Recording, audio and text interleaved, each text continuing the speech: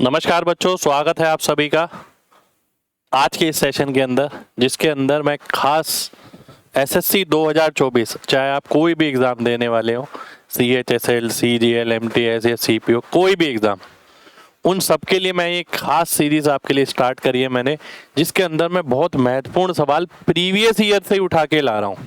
ठीक है, यानी जब हम तैयारी करते हैं ना, तो ऐसे सवाल कहीं ना कहीं खो जाते हैं और पेपर में मिलते हैं सीधा। ठीक है, तो ये वो सवाल हैं सारे जिनमें से आपको पेपर में हूबहू सवाल मिल सकते हैं। ठीक है, तो बहुत इंपॉर्टेंट सेशन है, काफ़ी कुछ सीखने को मिलेगा।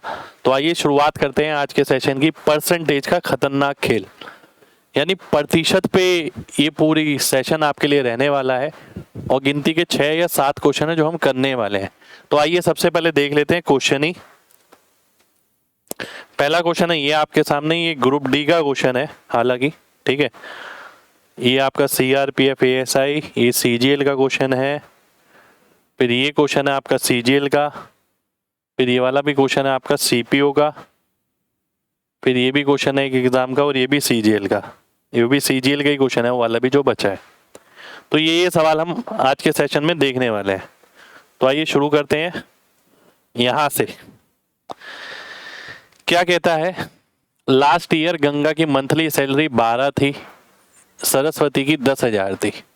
गंगा और सरस्वती, ठीक है,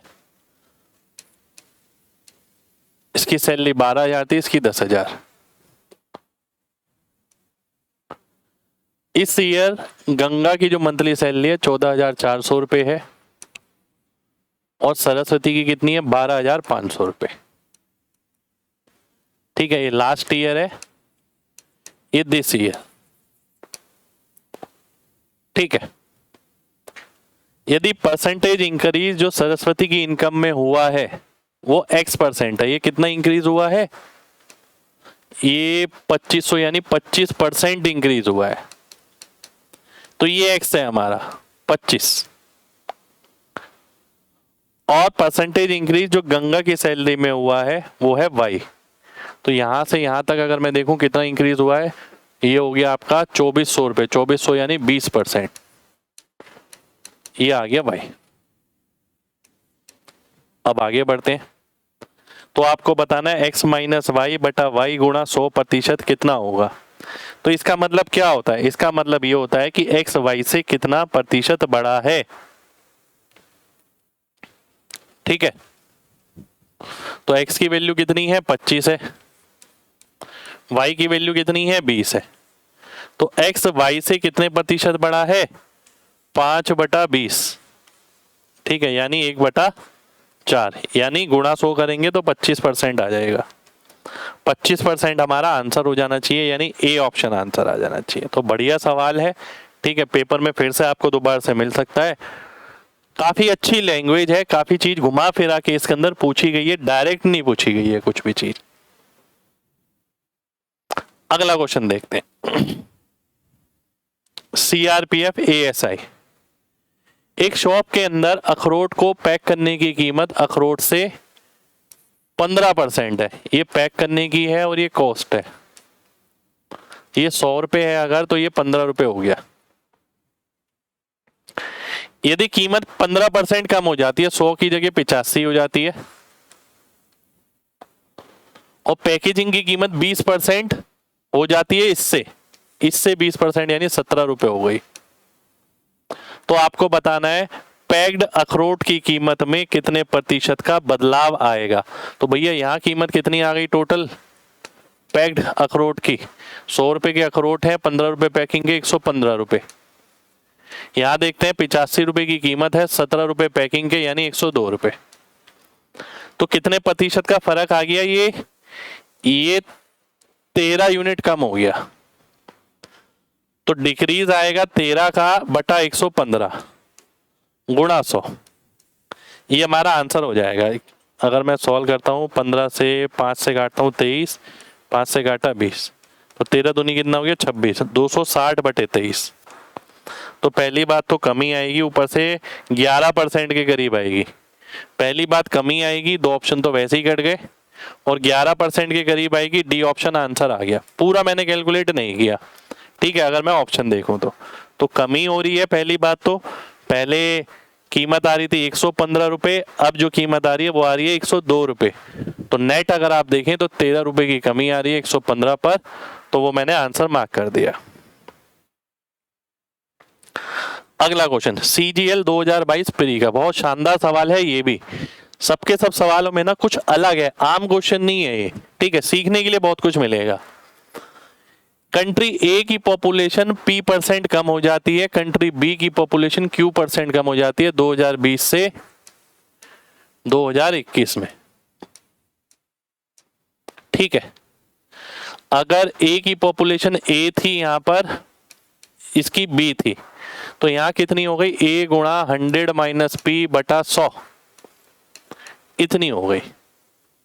बी की कितनी हो गई, बी गुणा 100 माइनस क्यू बटा 100, क्योंकि Q% की कमी हो गई तो 100 माइनस Q% बचेगा, ठीक है। अब वो बोलता है P is greater than Q, P Q से बड़ा है पहली बात। X क्या है, रेशो है पॉपुलेशन का किसी कंट्री A और कंट्री B का, तो आपको बताना है परसेंटेज डिक्रीज इन X क्या होगा। X क्या है, इन दोनों का अनुपात है, तो अगर मैं यहां पर X निकालता हूं तो कितना आएगा, A बाय बी, और यहां क्या आएगा, A गुणा 100 माइनस पी बटा 100 बटा B इंटू 100 माइनस क्यू बटा 100। 100 से 100 कटा, 100 ए बी से कटा, क्योंकि मेरे को तुलना करनी है ना, रेशो निकालना है इसका, तो रेशो कितना आ गया, 1:100 माइनस पी बटा 100 माइनस क्यू, तो ये कितना हो गया, 100 minus Q ratio 100 minus P, ठीक है। अब एक्स के अंदर ये बताना है कितनी कमी हुई है, तो भैया ये ज्यादा है ये कम है, तो नीचे क्या आएगा, 100 माइनस क्यू आएगा, ऊपर क्या आएगा, 100 minus Q minus 100 minus P का मतलब है प्लस पी हो जाएगा, और गुणा 100 कर देंगे, 100 से 100 कट जाएगा, बचेगा क्या, P माइनस क्यू गुणा 100 बटा 100 माइनस क्यू। 100 माइनस क्यू कहाँ पर है, यहाँ पर है। केवल ये देखकर भी आंसर मार्क कर सकते थे कि 100 माइनस क्यू आएगा नीचे, ठीक है। तो केवल एक ही ऑप्शन में है 100 माइनस क्यू, तो डी ऑप्शन हमारा आंसर हो जाता, पूरा सॉल्व करने की जरूरत नहीं पड़ती, ठीक है। तो ये ए पॉपुलेशन थी इसकी बी थी, इसकी P% कम हो गई, इसकी B% कम, Q% कम हो गई, इसका एक्स की वैल्यू क्या है, इन दोनों का अनुपात है, तो एक्स की वैल्यू यहाँ पर ये है, यहाँ पर ये है, सॉल्व करेंगे, 100 से 100 कट गया, बी ए से बी ए कट गया, 100 माइनस पी बटा 100 माइनस क्यू बचा, यहाँ 1 बचा, इसको यहाँ लिया, ये रेशो बच गया। अब ये वाली वैल्यू इससे कितनी कम है, ये हमें निकालनी है। अगला सवाल, ये CGL 2023 प्री का है, आइए देख लेते हैं। एक फैमिली की इनकम 35,000 रुपये है, ठीक है जी। फैमिली वेरियस चीज पे खर्च करती है, फूड पे, हेल्थ पे, एजुकेशन पे, इंटरटेनमेंट पे, रेंट पे और सेविंग, बाद में सेविंग है, ठीक है। सभी खर्चे निकालने के बाद 8% हर महीने बच जाता है, ठीक है जी। हेल्थ पे जो एक्सपेंडिचर है वो 50% ज्यादा है फूड से, और फूड जो है 3 गुना है इंटरटेनमेंट से, ठीक है। इंटरटेनमेंट अगर मान लेते हैं 100 यूनिट है, तो फूड कितना हो गया, 300 यूनिट, ठीक है। और हेल्थ पे जो खर्चा है वो 50% ज्यादा है फूड से, तो 300 का 50% हो गया 150, यानी 450 रुपये है, ठीक है जी। अब आगे बढ़ लेते हैं, आगे क्या बोलता है, the expenditure on health is half of the expenditure on education. Education से आधी है, तो एजुकेशन पे 900 हो गया जी, ठीक है। The expenditure on rent is 1/3 of the combined expenditure of food, health and education. Food, health और एजुकेशन का 1/3 है रेंट, तो 1/3 डायरेक्ट ही निकाल लो, इसका 1/3 हो गया 300, फिर ये 150, 450 और 100, 550, ठीक है।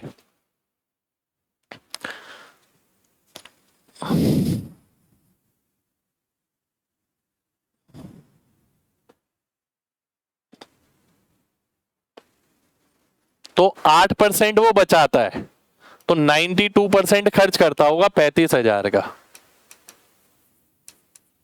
ठीक है, 35,000 का 92% उसने खर्चा किया, सेविंग मैंने अगर हटा दी 8% की। ठीक है, अब हमसे क्या पूछा है कि भैया एजुकेशन पे कितना खर्चा होगा। तो सबसे पहले अगर मैं टोटल करता हूँ किसके बराबर आ गया, 450, 500, 1000, 1000, 2000 और 2300। तो 2300 की वैल्यू कितनी दे रखी है, 35,000 का 92%। ठीक है जी, ये दे रखी है। मुझे किसकी निकालनी है, एजुकेशन की निकालनी है, यानी 900 की। तो आइए देख लेते हैं, कैलकुलेशन कर लेते हैं। तगड़ा सवाल है। 23 से काटेंगे 100 बचेगा, यहाँ बचेगा 4%। परसेंट से 2 जीरो कट जाएंगे। ठीक है, इसका 9 गुना निकालना है। तो 350 गुणा 4 हो गया कितना, 1400, और 1400 गुणा 9 मेरे को निकालना है। तो ऑप्शन देख लेते हैं कहाँ पर है, ये रहा 12600। तो सबसे पहली बात तो मैं 9 का मल्टीपल भी देख सकता हूँ डायरेक्ट, एक ही ऑप्शन है वही आंसर हो जाएगा। 9 का मल्टीपल एक ही ऑप्शन में आ रहा है आपका। जब मैं यहाँ देखता 9 आ रहा है तो 9 का मल्टीपल आंसर मार्क कर देता, एमजी कॉन्सेप्ट लगा के। तो बढ़िया सवाल है। देखिए सीजीएल प्री में आया 2023 में, 2024 प्री में भी ऐसा सवाल मिल सकता है, इसलिए मैंने क्लास में डाला है, क्योंकि चुन चुन के निकाले हैं ये सवाल। अच्छे सवाल हैं जो पेपर में मिल सकते हैं, जिसकी उम्मीद कम की जाती है। अगला क्वेश्चन है ये सीपीओ का क्वेश्चन है, ये देख लेते हैं।